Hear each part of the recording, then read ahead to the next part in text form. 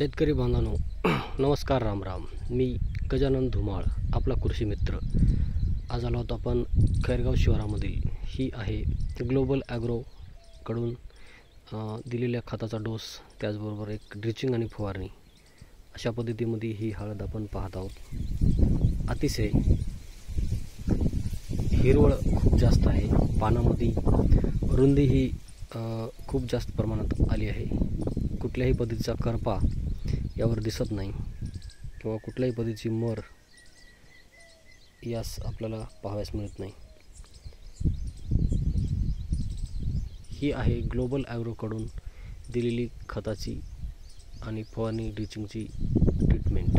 अशा पद्धतीमध्ये हळदीमध्ये डेव्हलपमेंट झालं पाहिजे. या रानामध्ये पाण्याचा निचरा होत नव्हता, तरीही अतिशय सुंदर ही हळद बनली आहे.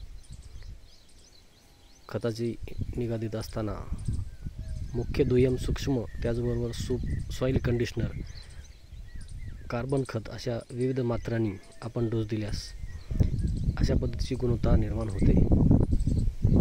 आपण बघू शकतो, हे पहा.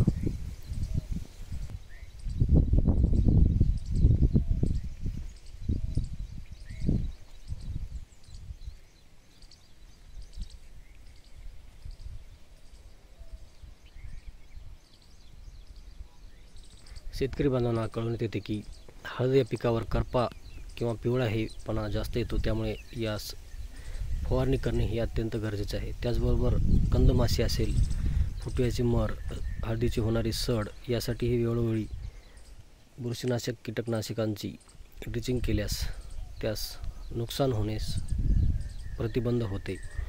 मुळे वाढवणारे खतं टाकल्यास आपण टाकलेले खतं हे पूर्णतः तात्काळ पिकांना मिळतात.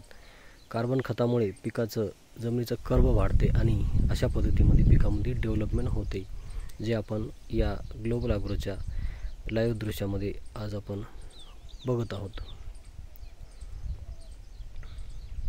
पानामधलं हरितद्रव्य वाढल्यास आणि पानाची रुंदी वाढल्यास तशाच पद्धतीत फणी मोठी होऊन आपल्या पिकामध्ये उत्पादन हे जास्त घेता येते, असं या दृश्यातून आपण बघत आहोत. या पिकास आपण मुख्य खत, दुय्यम खत, त्याचबरोबर सिलिकॉन, कार्बन खत अशा विविध खतांच्या मात्राने आपण याला डोस दिलेला आहे. त्यामुळे या पिकामध्ये ही डेव्हलपमेंट बघत आहोत.